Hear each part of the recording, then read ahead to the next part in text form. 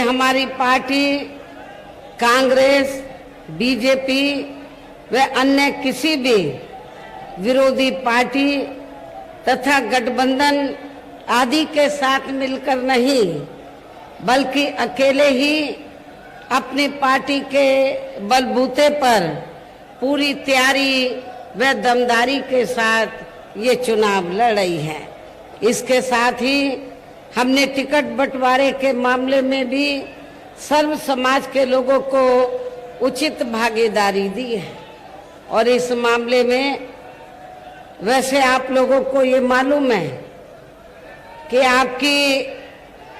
जो मेरठ लोकसभा की सीट है, वैसे तो यहाँ सर्व समाज के लोग रहते हैं, मुस्लिम आबादी भी काफी ज्यादा है और अपर कास्ट समाज में से जो त्यागी ब्राह्मण समाज है उनकी भी आबादी बहुत ज्यादा है। हमने पूर्व में यहाँ इस सीट पर तो कई बार मुस्लिम समाज को हमने चुनाव के मैदान में उतारा है। लोकसभा के लिए हमने मुस्लिम समाज के व्यक्ति को चुनाव के मैदान में उतारा है, लेकिन इस बार त्यागी ब्राह्मण समाज के लोगों की ये दिली तमन्ना थी कि बहुजन समाज पार्टी इस बार किसी त्यागी या ब्राह्मण समाज के व्यक्ति को मौका दे, चुनाव लड़ने का मौका दे। तो मेरठ जो लोकसभा की सीट है, इस सीट पर हमने त्यागी ब्राह्मण समाज की भावनाओं को ध्यान में रखकर, साथ ही इनकी आबादी को भी ध्यान में रखकर हमने इस बार इस सीट पर बहुजन समाज पार्टी की ओर से श्री देवव्रत त्यागी को चुनाव के मैदान में उतारा है, जिनको कामयाब बनाने के लिए अपनी पार्टी के लोग पूरे जी जान से लगे हैं। हालांकि आज यहाँ आपकी इकट्ठा हुई अपार भीड़ व भीड़ के जबरदस्त जोश को भी देखकर अब मुझे भी एक काफी हद तक भरोसा हो गया है कि पिछली बार की तरह इस बार भी आप लोग अपने प्रदेश से यह लोकसभा आम चुनाव में अपनी पार्टी का बेहतर रिजल्ट जरूर लाएंगे। और इसके लिए अब मैं आप लोगों का ध्यान कुछ जरूरी बातों की तरफ दिलाना चाहती हूँ। और इस संबंध में विशेषकर मैं कांग्रेस, बीजेपी व इनके अन्य सभी सहयोगी दलों के बारे में ये कहना चाहूंगी कि आजादी के बाद शुरू में केंद्र व देश के काफी राज्यों में भी ज्यादातर सत्ता यहाँ कांग्रेस पार्टी के हाथों में केंद्रित रही है, किंतु इनके अधिकांश मामलों में रही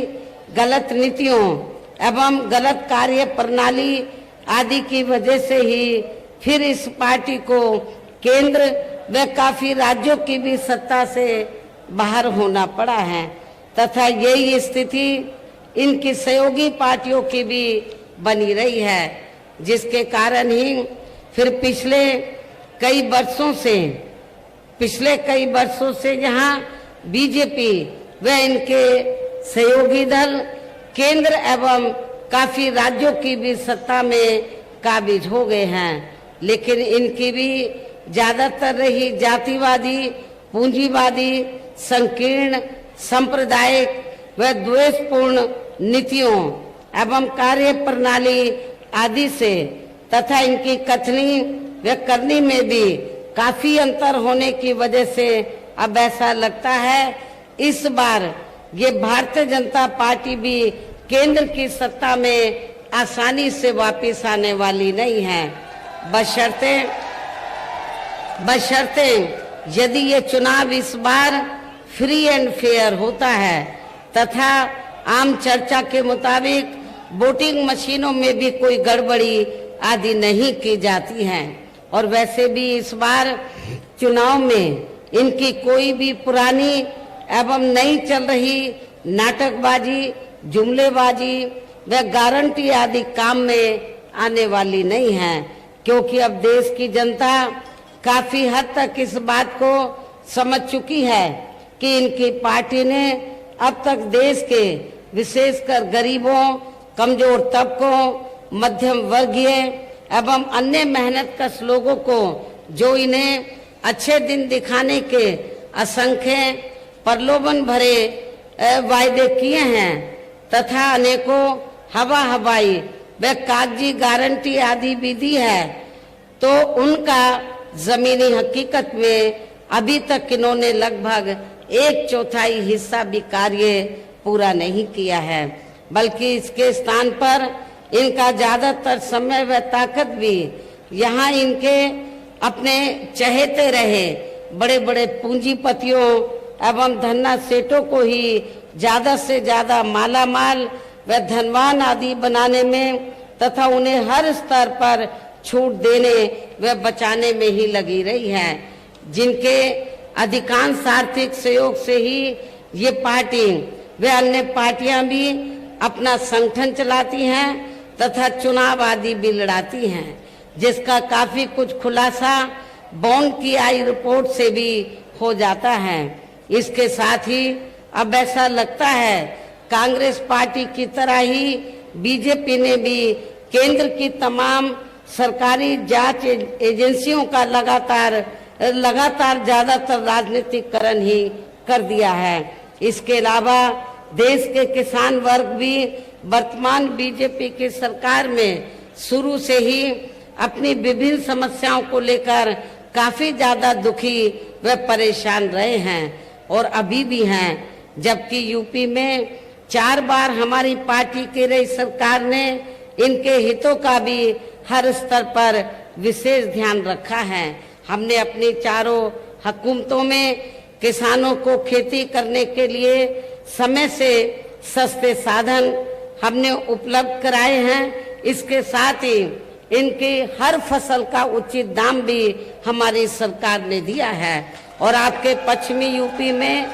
गन्ना काफी पैदा होता है। गन्ना किसानों को हमने पूर्व की रही सरकारों और वर्तमान सरकार की तुलना में हमने काफी बढ़ा चढ़ा के दाम गन्ना किसानों को दिया है। इतना ही नहीं बल्कि केंद्र में पूर्व की रही कांग्रेसी सरकार की तरह ही वर्तमान भाजपा सरकार में भी इनकी जातिवादी, हीन, सांप्रदायिक एवं पूंजीवादी सोच व नीतियों के चलते ही पूरे देश में सर्व समाज में से खासकर गरीबों, दलितों, आदिवासियों, पिछड़े वर्गों, मुस्लिम एवं अन्य धार्मिक अल्पसंख्यक समाज के लोगों का भी पूर्ण रूप से विकास व उत्थान आदि नहीं हो सका है। और इस संदर्भ में वैसे आप लोगों को ये मालूम है कि पूरे देश में यहाँ दलितों, आदिवासियों एवं अन्य पिछड़े वर्गों का सरकारी नौकरियों में वर्षों से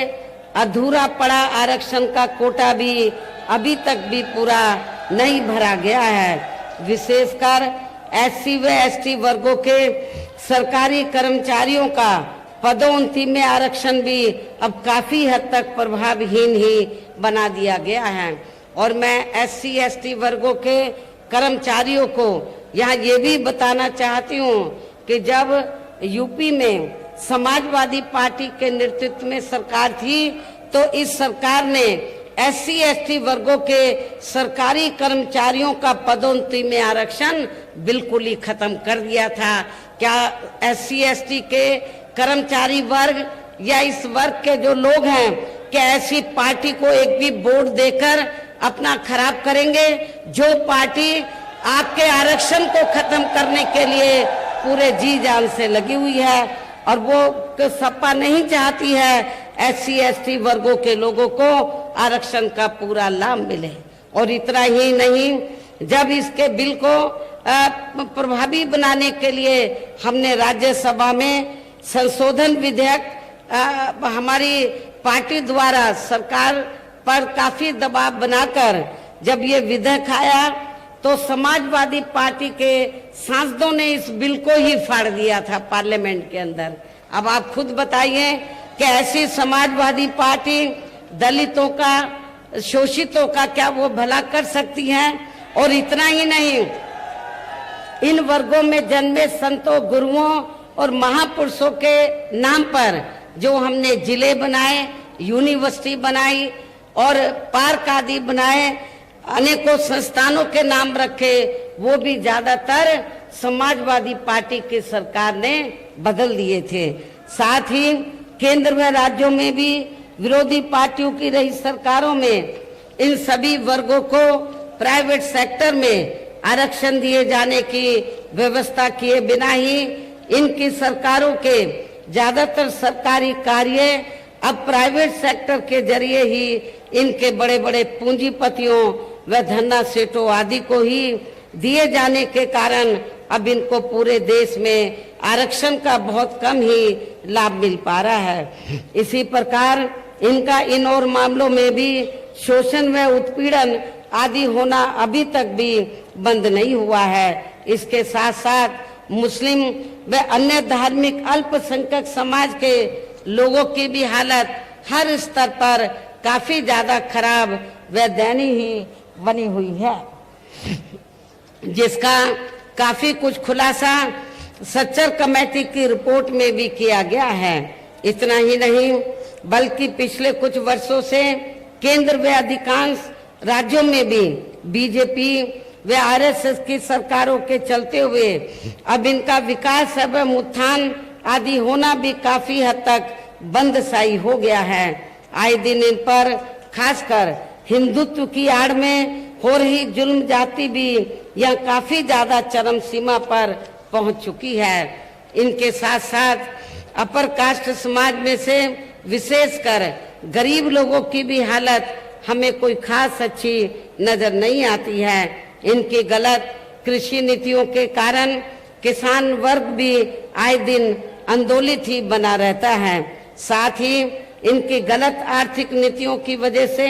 देश की अर्थव्यवस्था पर भी इसका काफी बुरा प्रभाव पड़ा है, जिससे यहाँ विशेषकर छोटे एवं मध्यम वर्गीय व्यापारी वर्ग भी काफी ज्यादा दुखी व परेशान हैं। और अब केंद्र में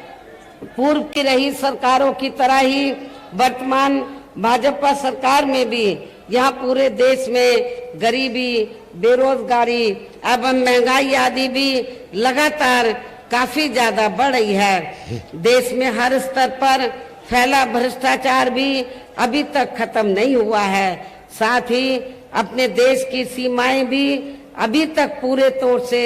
सुरक्षित नहीं हैं। ये भी बड़ी चिंता की बात है। ऐसे में अब आप लोगों को देश में हो रहे लोकसभा आम चुनाव में कांग्रेस, बीजेपी व इनकी सहयोगी पार्टियों को भी केंद्र की सत्ता में आने से जरूर रोकना है, जिनकी गलत नीतियों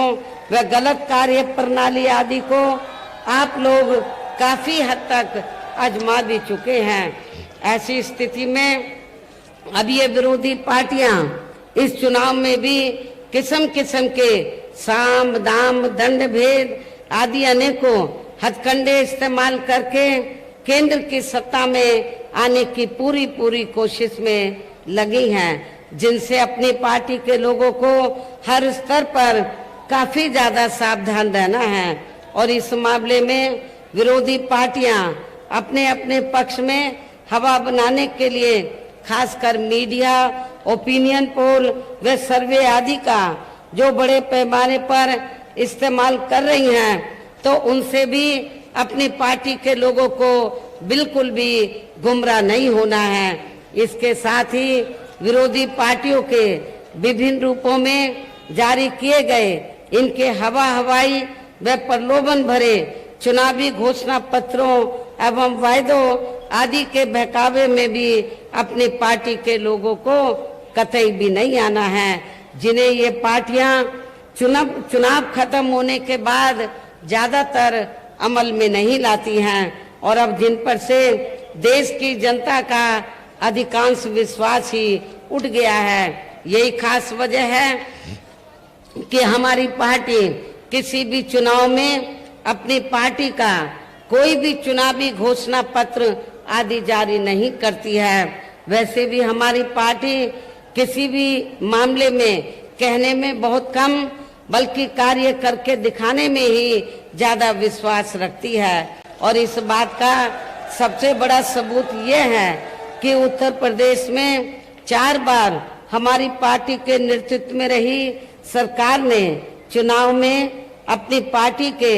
बिना कोई जारी किए गए चुनावी घोषणा पत्र के ही प्रदेश व आम जनहित में काफी कुछ ऐतिहासिक कार्य करके दिखाए हैं। जबकि इस मामले में हमारी पार्टी का ये कहना है, यदि इन पार्टियों के स्थान पर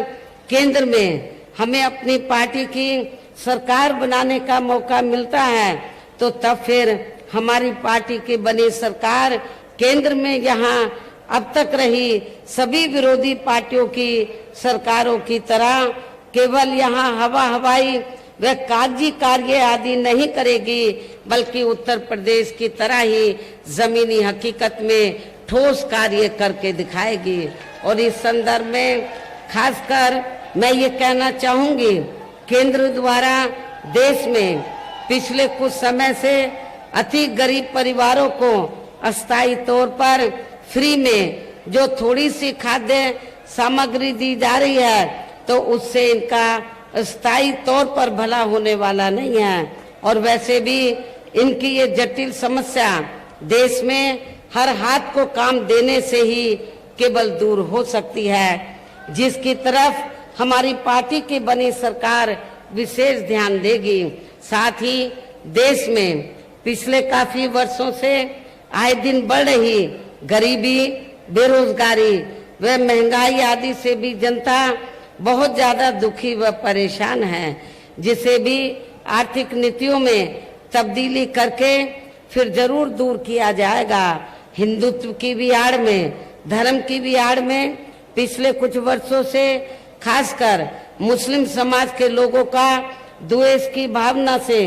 जो इनका काफी ज्यादा शोषण व उत्पीड़न आदि किया जा रहा है तो उसे भी फिर जरूर रोका जाएगा। और ये सब हमने अपनी यूपी की रही सरकार में करके भी दिखाया है। इसके अलावा हमने यूपी में सर्व समाज में से गरीब एवं बेरोजगार लोगों को बेरोजगारी भत्ता आदि न देकर उन्हें बड़ी तादाद में रोटी रोजी के साधन भी उपलब्ध कराए हैं, जो अब ये कार्य भी अधिकांश ठंडे ही पड़े हैं, जिनको फिर सरकार बनने पर प्राथमिकता दी जाएगी। कहने का तात्पर्य ये है कि देश में इस समय हो रहे लोकसभा आम चुनाव में विरोधी पार्टियों के जारी किए गए उनके हवाई व प्रलोभन भरे चुनावी घोषणा पत्रों आदि के बहकावे में अब यह खासकर देश के अति गरीबों, मजदूरों, बेरोजगारों एवं अन्य मेहनतकश लोगों को बिल्कुल भी नहीं आना है। और अब इन्हें ऐसी सभी विरोधी पार्टियों को हर हालत में केंद्र की सत्ता में आने से जरूर रोकना है, जिनकी कथनी व करनी में काफी अंतर रहा है तथा जिन्हें ये लोग बरसों से काफी आजमा भी चुके हैं। ऐसे में अब मेरा यही कहना है कि आप लोगों को अपने खुद के व अपने प्रदेश एवं देश के भी हित में अपने वोटों को यहाँ कांग्रेस, बीजेपी व अन्य विरोधी पार्टियों को न देकर केवल यहाँ अपनी एकमात्र हितैषी पार्टी बहुजन समाज पार्टी को ही देना है, जो ये पार्टी उत्तर प्रदेश की तरह ही केंद्र में भी अपनी पार्टी की सरकार बनने पर फिर पूरे देश में यहाँ अपनी पार्टी की सर्वजन हिताय व सर्वजन सुखाय की नीतियों पर आधारित ही सरकार चलाएगी। इसके साथ साथ केंद्र से जुड़ी आपके क्षेत्र की जो भी यहाँ स्थानीय समस्याएं होंगी तो उन्हें भी फिर दूर करने का हर संभव पूरा प्रयास किया जाएगा। और इस मामले में आप लोगों को ये मालूम है कि आप लोगों की लंबे अरसे से ये मांग रही है कि इलाहाबाद जो हाई कोर्ट की जो बेंच है तो वो आपके मेरठ में भी बननी चाहिए। लेकिन जिस प्रकार लखनऊ में बेंच बनी है उसी तर्ज पर आपके मेरठ में भी बेंच बननी चाहिए। लेकिन केंद्र की सरकार इस ओर ध्यान नहीं दे रही है। जब हमारी पार्टी केंद्र की सत्ता में आ जाएगी तो इस मामले में सकारात्मक कदम उठाएगी। इसके अलावा आपका जो पश्चिमी यूपी है तो ये क्षेत्र, इस क्षेत्र को